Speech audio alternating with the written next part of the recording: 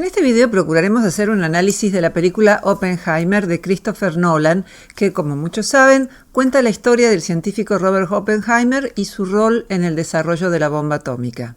Nos vamos a referir al poder autodestructivo del ser humano y a la moralidad que adoptó el anticomunismo en Estados Unidos durante el siglo XX. También vamos a hablar de la carrera armamentista y a preguntarnos si fabricar bombas es o no una forma de garantizar la paz, una idea bastante corriente cuando se reflexiona sobre este tema.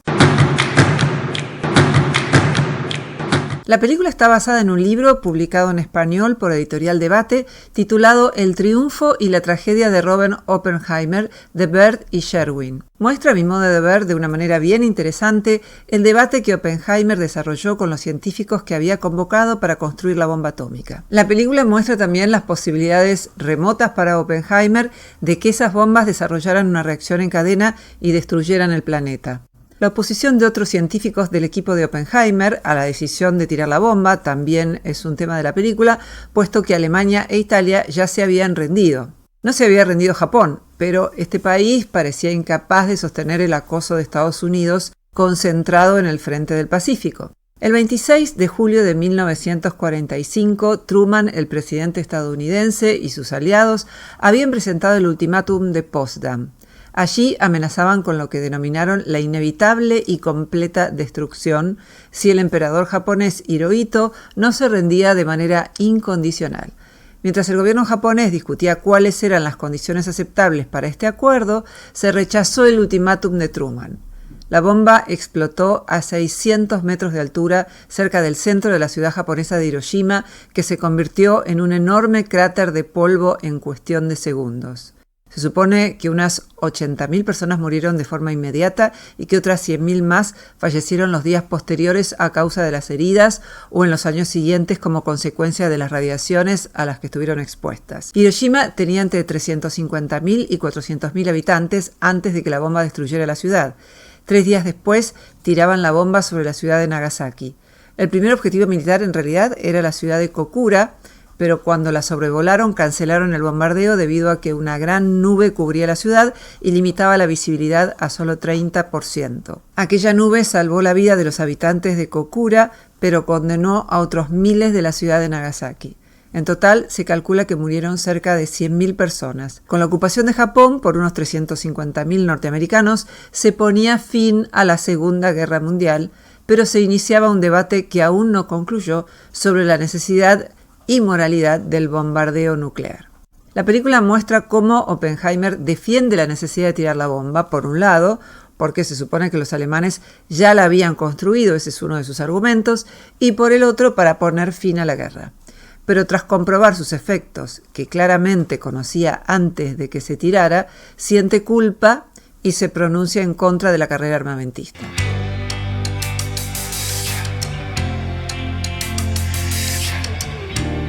En un momento de la película evoca una frase del Bhagavad Gita que dice: «Ahora me convertí en la muerte, en el destructor de mundos». En realidad, quien tomó la decisión de tirar la bomba fue Truman, el presidente de Estados Unidos, no Oppenheimer. Pero Oppenheimer y su equipo Manhattan fueron quienes la construyeron e hicieron una prueba en una zona descampada de Estados Unidos. En el otro extremo del debate están Camus o Einstein, quienes junto a algunos científicos del proyecto Manhattan consideraron el bombardeo un fenómeno inmoral y un crimen también contra la humanidad. Historiadores como Howard Zinn sostienen que el bombardeo no era necesario y que Japón se habría rendido igualmente. Un informe del Departamento de Guerra realizado en 1946, a partir de entrevistas a funcionarios japoneses, parece darles la razón al concluir que con toda probabilidad Japón se habría rendido antes del 1 de noviembre de 1945, aunque no se hubieran lanzado las bombas. Si Estados Unidos no hubiera exigido una rendición incondicional, aceptando la posibilidad de que el emperador permaneciera en el poder, los japoneses habrían aceptado parar la guerra. Esto lo dice Zinn en su libro La historia de las personas en los Estados Unidos. Cuando Oppenheimer quiere reclutarlo para el proyecto de construir la bomba atómica, un físico le dice: si tirás una bomba, le cae a los justos y a los injustos. No quiero que la culminación de 3 siglos de física sea un arma de destrucción masiva, le dice. En la película, Oppenheimer le dice a Einstein que cuando detonen la bomba pueden generar una reacción en cadena que destruirá al mundo. Einstein le habría dicho que si mediante los cálculos advertían, en teoría, que el efecto de la bomba podía ser devastador, debían compartir los resultados con los alemanes para que ningún bando destruyera el mundo. Se preguntarán por qué los científicos que se oponían a tirar la bomba también formaron parte del proyecto de construirla. Probablemente porque la idea era que el conocimiento de que la bomba existía disuadiera al bando enemigo de seguir atacando. La película da a entender que para Oppenheimer la bomba atómica tenía un efecto disuasorio. El Times decía que a Oppenheimer le preocupaba una carrera armamentista con los soviéticos. El presidente de Estados Unidos, Truman, quería que mantuvieran abiertos los Álamos, el lugar en el que se desarrolló el proyecto de investigación, pero Oppenheimer le confiesa que siente que tiene sangre en las manos y le propone que devuelvan el lugar a los descendientes de los indios americanos. Truman le dice: ¿usted cree que en Hiroshima o Nagasaki les importa quién inventó la bomba? Yo fui el que la tiré, dice. Y acto seguido ordena que quiten a ese hombre de su vista, que no quiere volver a verlo. A partir de ese momento, Oppenheimer aconsejó el control de armas en lugar del desarrollo de la bomba de hidrógeno, y quedó devastado cuando Truman rechazó sus recomendaciones. En el mundo del arte, hace rato que está presente la figura de la creación humana que se vuelve en contra de su creador. El aprendiz de hechicero es un poema de Goethe al que Dukas le puso música, y Walt Disney fue quien le otorgó gran popularidad en su película de dibujos animados Fantasía, donde Mickey Mouse interpreta el papel de un aprendiz de hechicero. Logra embrujar a la escoba para que haga por él el trabajo que le había sido encomendado, que era llenar un gran recipiente. Sin embargo, no logra dar con las palabras mágicas para detenerla. Rompe entonces la escoba en dos, pero en lugar de cesar el embrujo, cada parte de la escoba comienza a hacer por partida doble el trabajo.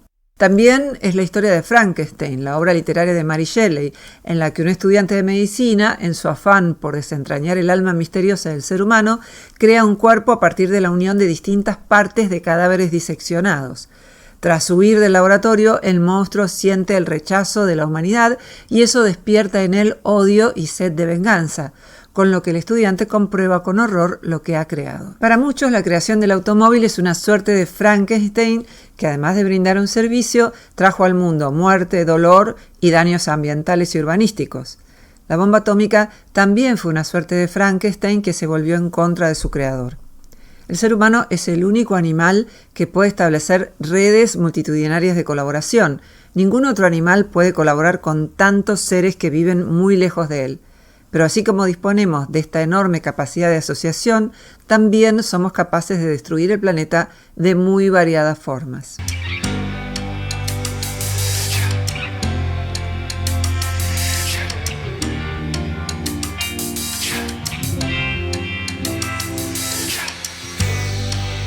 Desde el final de la Segunda Guerra Mundial, en 1945, se inició una carrera de armas nucleares entre las dos superpotencias que habían emergido recientemente, los Estados Unidos y la Unión Soviética.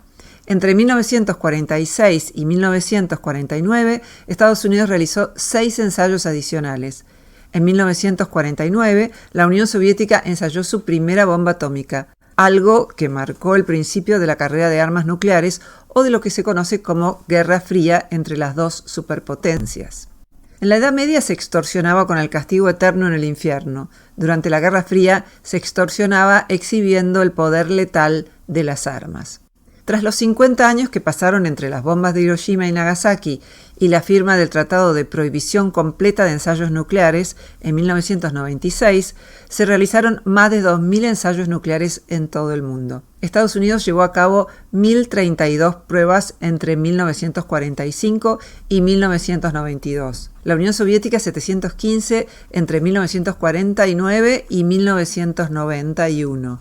Francia 210 entre 1970 y 1996. China e India también realizaron ensayos. Se firmó el Tratado de Prohibición Completa de Ensayos Nucleares en septiembre de 1996, pero luego se realizaron una decena de pruebas con armamento nuclear. Algunas corrieron por cuenta de India y Pakistán y 6 más por parte de Corea del Norte.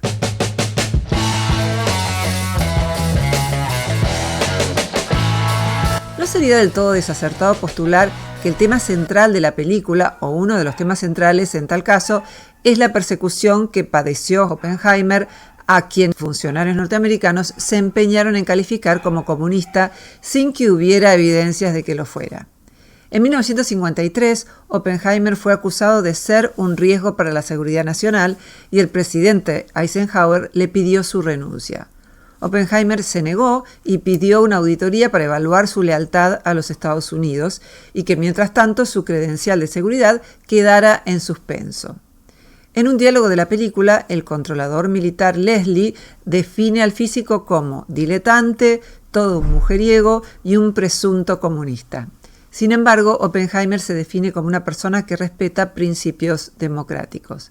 En el expediente de Oppenheimer aparecía que su hermano era comunista, pero ya había dejado el partido, y su primera y su segunda esposa también habían sido comunistas y habían dejado el partido. Lo que parecían no perdonarle es que hubiera aportado fondos para los republicanos durante la Guerra Civil Española.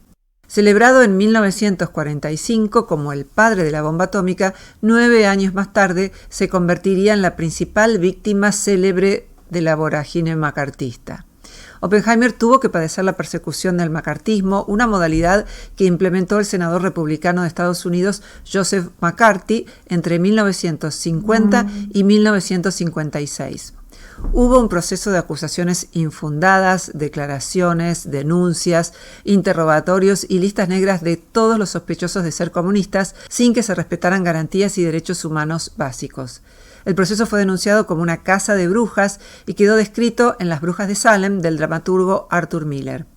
Despedían a las personas por meros rumores. En el país de la supuesta libertad, ser remotamente asociado con el comunismo era motivo de temor, persecución y todo lo opuesto a lo que entendemos por libertad. Escudados en el nombre de patria, amenazaban a cualquiera, desde guionistas de cine hasta científicos como Oppenheimer. Se consideraban, como tantas veces lo hizo Estados Unidos a lo largo de la historia, como dueños de las armas y de las vidas ajenas, además de administradores de la razón y del futuro de la humanidad. Quienes lo interrogaron para saber si era o no comunista tenían miedo de que hubiera compartido los resultados a los que había llegado con los rusos. Fundaban su recelo también en el hecho de que Oppenheimer incorporó al grupo que fabricó la bomba atómica a Klaus Fuchs, un físico que además era espía soviético. Tras saberse que lo era, la FBI intervino en los teléfonos de Oppenheimer, le revisaban la basura y lo seguían a todas partes. Le hacían preguntas sobre su vida privada, le preguntaban con quién se acostaba. Un hallazgo de la película es que en esas escenas en las que lo interrogaban sobre su intimidad, se lo ve literalmente desnudo y en pleno fragor pasional con su pareja anterior, como si lo estuvieran haciendo ahí, en la misma sala en la que se produce el interrogatorio.